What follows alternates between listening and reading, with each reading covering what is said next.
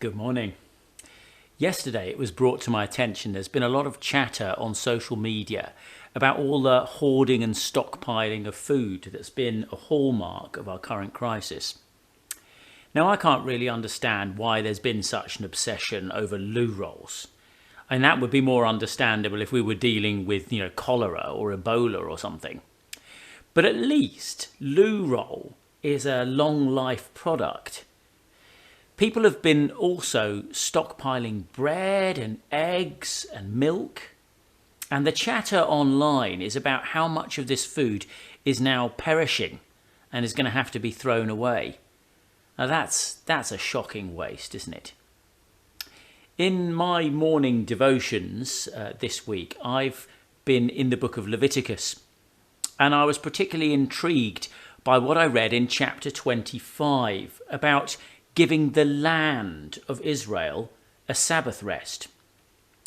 Leviticus 25 verses 3 to 5 says this: "For 6 years sow your fields, and for 6 years prune your vineyards, and gather their crops.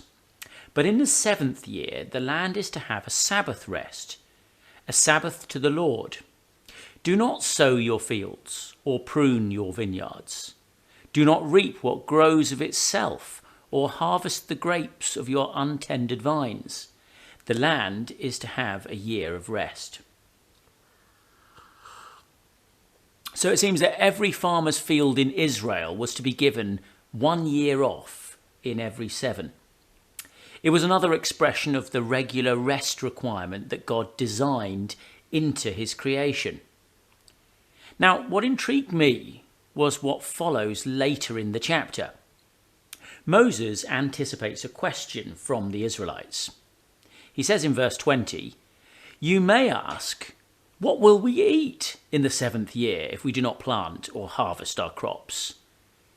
I will send you such a blessing in the 6th year that the land will yield enough for 3 years.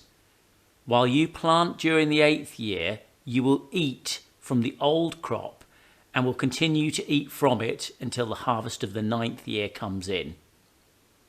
That 6th year, the one before the Sabbath year, the fields would produce enough for the current year, the rest year of the Sabbath, and then also for the next year when the crops were being replanted again. Now, what struck me was just how sovereign God is here. This is his creation.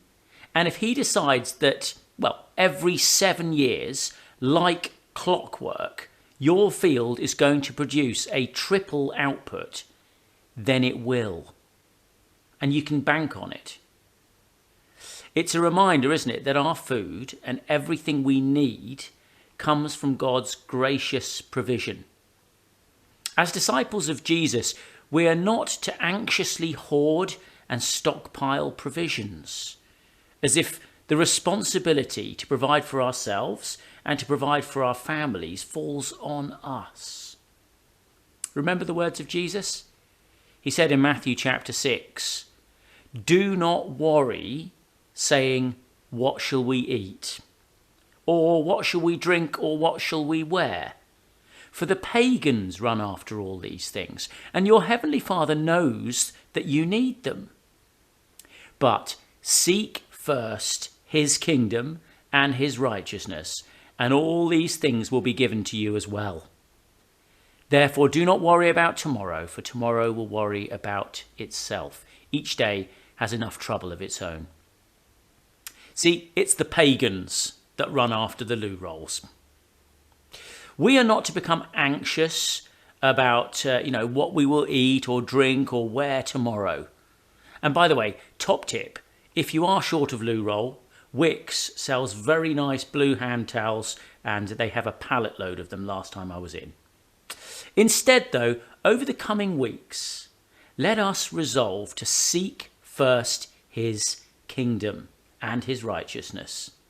And let us live by the promise that all these other things will be given to us as well.